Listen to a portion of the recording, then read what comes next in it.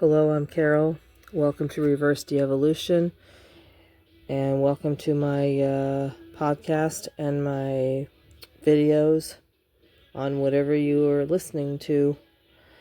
I want to talk about something that I'm kind of in a catch-22 or a bind about. It's about female jealousy, although I know that men get jealous too. I've been studying jealousy in romantic liaisons. Anna Runkle, a woman I really look up to on YouTube, talked about cool girlism, the cool girl and jealousy.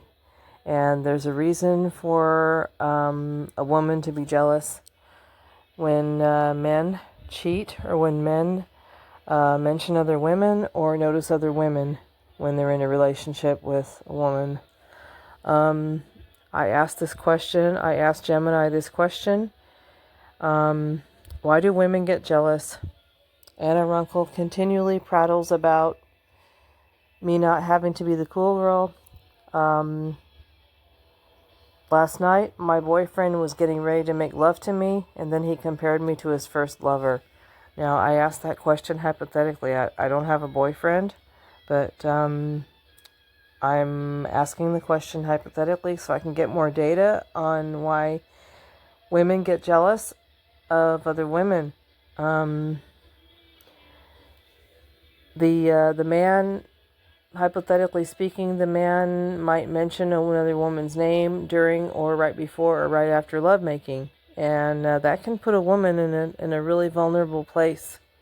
Not to mention, I'll just real quickly, I'll preface this. I know that men go through this too when women act like that, but it's an experience that I've had in my life as a woman before, and I know that I'm not the only one.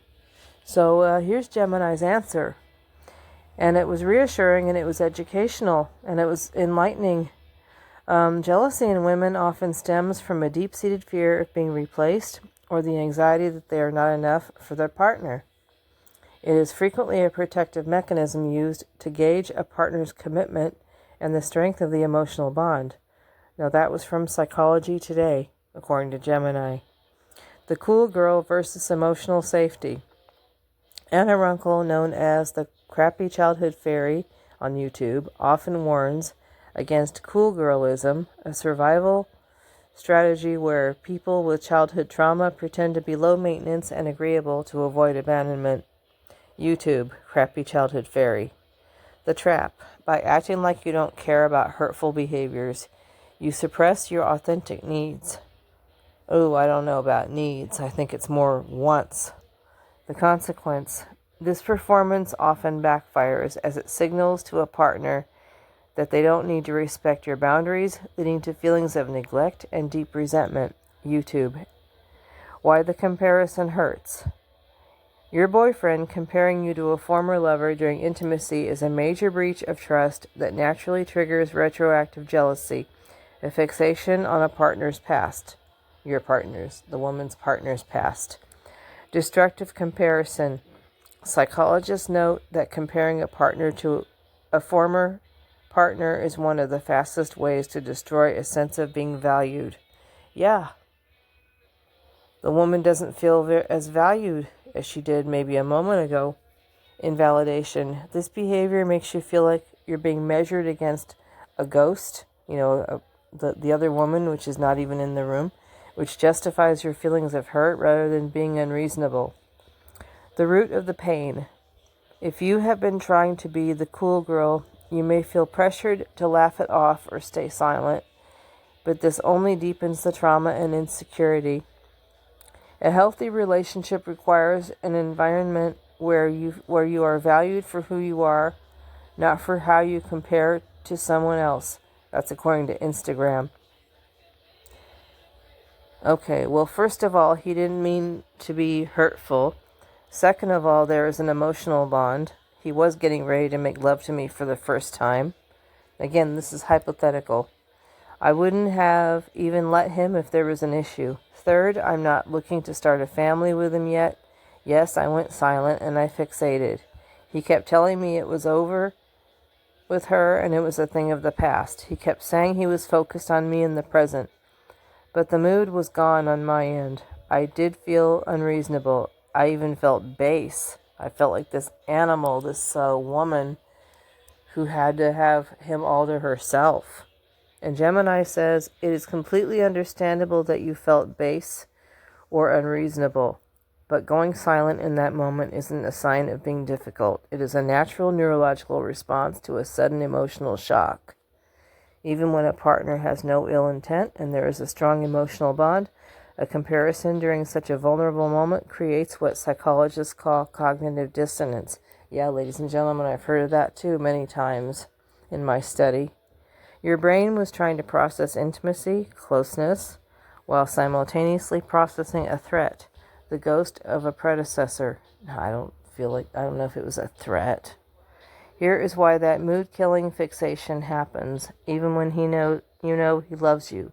Okay, this is crucial here. Lately, in psychology, they have been studying the survival brain, and I have been studying it too. The survival brain versus the logical brain. Whoa. A lot of people want to be logical. Even when we're in survival mode, a lot of us want to be logical. We think that's the cure for survival mode, right? When he mentioned his first lover, your amygdala, the brain's alarm system, red alert, likely perceived a threat to your specialness in that moment. His perspective, he was likely thinking out loud or clumsily trying to process the significance of being with you. Well, why the hell did he have to do it in the bedroom? Your perspective, your brain immediately shifted from connection mode to comparison mode. Yeah, you don't want to be logical and intellectual in bed. You want to just enjoy yourself. You want to just be with him. You can't simply will yourself back into a romantic mood once the brain has signaled a potential emotional danger. Well, yeah. You want to stay in it. Man, you want to stay in it, and you feel like you can't anymore. Why silence and fixation occur. Going silent is often a form of freezing. Anna Runkle frequently discusses how people with sensitive nervous systems check out or dissociate when they feel overwhelmed. Yeah, damn right. The fixation. Your brain fixates because it is trying to solve the comparison, asking, am I better? Am I worse? Why is she in the room with us now? Yeah, felt like I had to go back to think mode. I had to go back to intellectual mode to protect myself. The guilt. Feeling base or unreasonable usually comes from a cool girl inner critic telling you that a mature woman shouldn't care about the past. But intimacy requires being fully present. His comment, however accidental, pulled the focus away from the now. Yeah, it did. And then he expects me to be in the now. Excuse me? That's a little bit of contradiction there. The unreasonable feeling, it's almost like he wants to have his cake and eat it too. That's my roommate. He's running water in the kitchen, you guys. Sorry. Don't worry. He can't hear me. He's deaf when the kitchen wall's in the way. 3. The unreasonable feeling. You aren't being based for having a biological reaction to a social faux pas. Even if he's 100% focused on you now, the mention of a first carries a heavy weight. It's okay that the mood was gone. Forcing it would have likely made you feel more disconnected and resentful later. Yeah, no kidding. I could never have let him in right now. It could never have happened. Not the same way. How to move past the base feeling. Instead of judging yourself for the fixation, acknowledge that your brain was just trying to protect your heart. Has he clarified that he's focused on the present? He has clarified that he is focused on the present. That is the logical truth. Your issue now isn't to stop the feelings from happening, but to let the alarm in your head eventually quiet down now that the threat, the comparison has been addressed. Yeah, it's almost like having to quiet my stomach out after I've thrown up. It's like when you throw up and you gotta take a Tums and lie down and relax. You can't just power through. You can't just soldier on. Okay. I said I didn't want to anymore. Yeah, hypothetically speaking, the woman doesn't want to anymore, doesn't feel the same way. Still in love with him, but I feels like she's got to stop. It sounds like a switch flipped. When you say you want to stop, says Gemini, it's often the heart's way of protecting itself after a moment of profound vulnerability was met with a splash of cold water. Even if it was an accident, that comparison during your first time together changed the internal narrative of the relationship. You went from feeling like a unique, singular presence in his eyes to feeling like part of a sequence. Yeah, I'm part of a serial, part of a, okay, I'm this other woman now. Loss of the magic? Feeling like you're the only one. Yeah. Anticipatory grief. Protective wall. Anna Runkle talks about how people with a history of trauma, and most of us do have one, or sensitive spirits can deselect a partner very quickly when they sense a lack of emotional attunement. It's not necessarily unreasonable. It's your system deciding it doesn't want to carry the weight of his past mistakes or his past liaisons.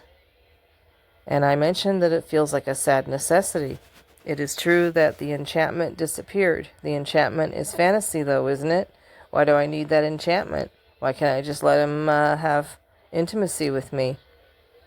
It feels like a sad necessity because it feels like the lights aren't out anymore. It feels like somebody came in the room and turned the lights on and said, "Excuse me, Carol. This is Tasha. I was in this room before you were, and I might have been better at it than you, or go ahead and have some fun. You can have him now, but I was first." Is the enchantment just a fantasy? Yes and no. In the early stages, enchantment is often a mix of biological chemicals, dopamine and oxytocin. The dopamine, the reward system in the brain, and the oxytocin is the cuddle hormone. So you're dealing basically with sugar. You're dealing basically with chocolate and hugs and coziness and hope. Maybe serotonin. You're feeling happy. This person sees you as unique and incomparable.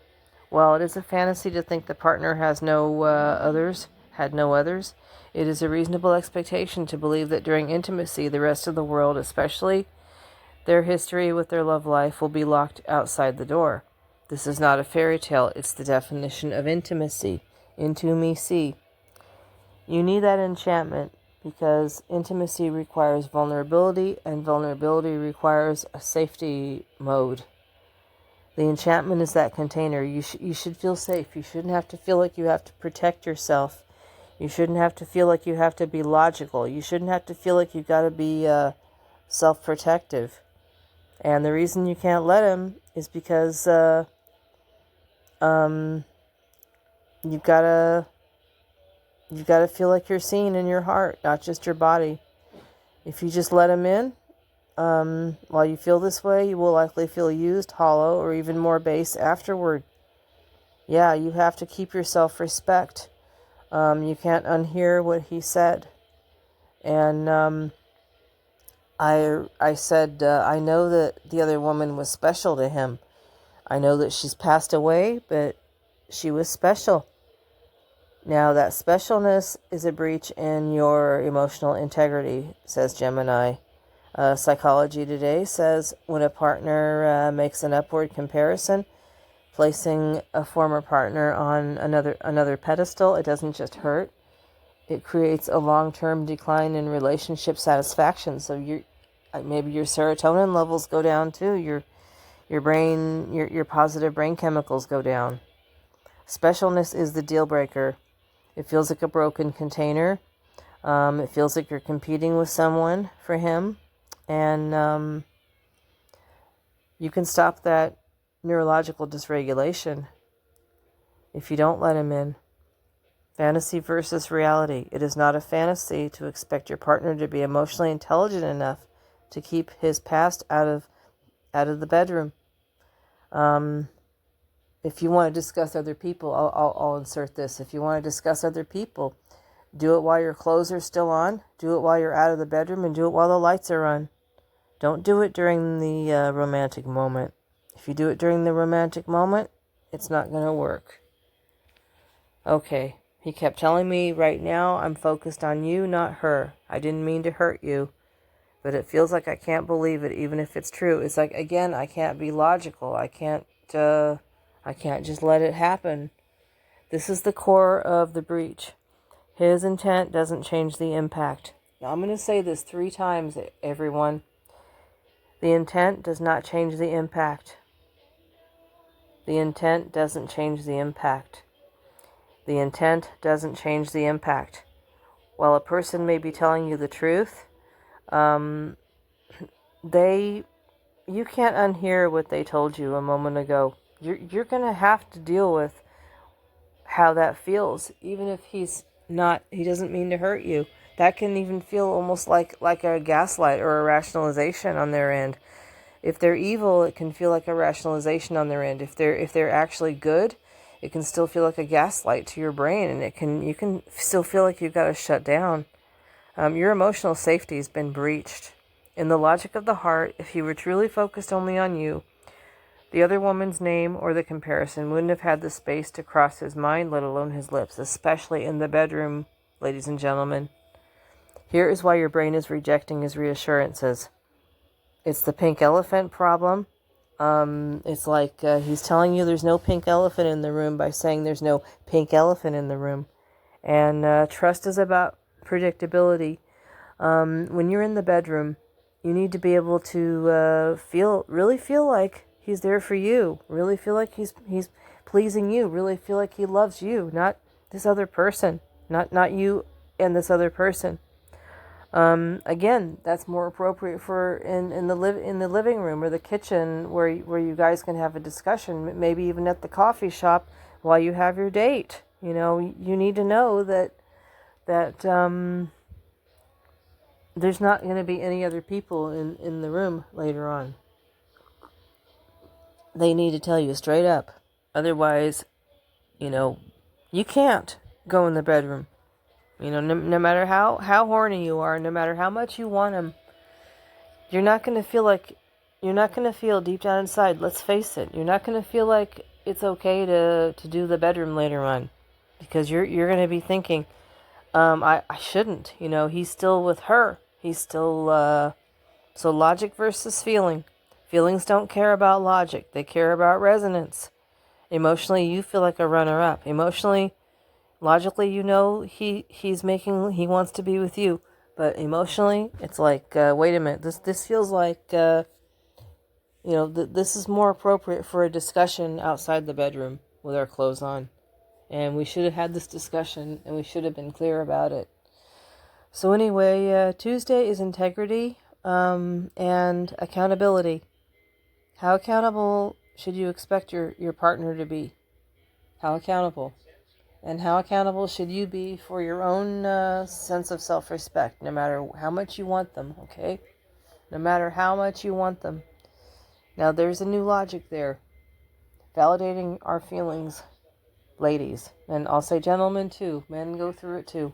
But I'm female, and I've had this kind of an experience, and this question has come up of late. All right. You guys have a very safe Tuesday. God bless you.